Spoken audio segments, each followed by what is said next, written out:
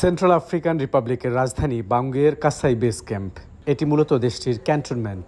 এই জায়গাটি একসময় ঝোপঝাড়ে আচ্ছন্ন ছিল, তা দেখে বোঝার কোনো উপায় নেই। আর এই কষ্টসাধ্য কাজটি সম্ভব হয়েছে দেশটির জাতিসংঘ শান্তিরক্ষী মিশনে নিয়োজিত বাংলাদেশ সেনাবাহিনীর প্রচেষ্টায়। এই বেস ক্যাম্পেই মঙ্গলবার উদ্বোধন হয়ে গেল একটি কমিউনিটি ক্লিনিক, নাম বঙ্গবন্ধু তোয়াদেরা কমিউনিটি ক্লিনিক। বাংলাদেশের স্থপতি জাতির জনক বঙ্গবন্ধু শেখ মুজিবুর রহমান এবং সেন্ট্রাল আফ্রিকান রিপাবলিকের রাষ্ট্রপতি ফস্টিন আর্চেন্স তোয়াদেরার নামে নামকরণ করা হয়েছে কমিউনিটি ক্লিনিকটির। উদ্বোধন করেন বাংলাদেশ সেনাবাহিনীর chief of general staff lieutenant general Waker-Uz-Zaman.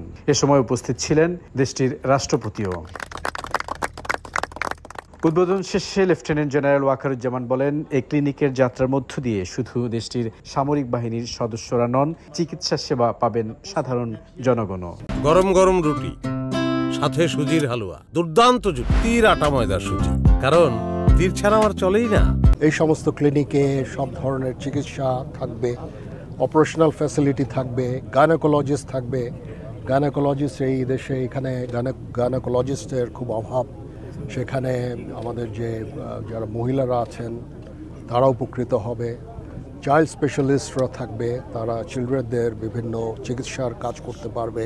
এ সময় ফোর্সেস আর্মি অফ সেন্ট্রাল আফ্রিকার সদস্যদের ৫,০০০ ইউনিফর্ম প্রদান করা হয়। দেশটির সেনাবাহিনীর প্রধান জেফরিন মামাদুর হাতেই তুলে দেওয়া হয় ২ ধরনের ইউনিফর্ম। তারা এই শান্তি রক্ষার কাজগুলো তারা নিজে হাতে নিয়ে নিতে পারে। আমাদের গার্মেন্টস অনেক চিপ, তারা ইচ্ছা করলে ওনারা এখানে ইম্পোর্ট করতে পারেন এই ধরনের ইউনিফর্ম।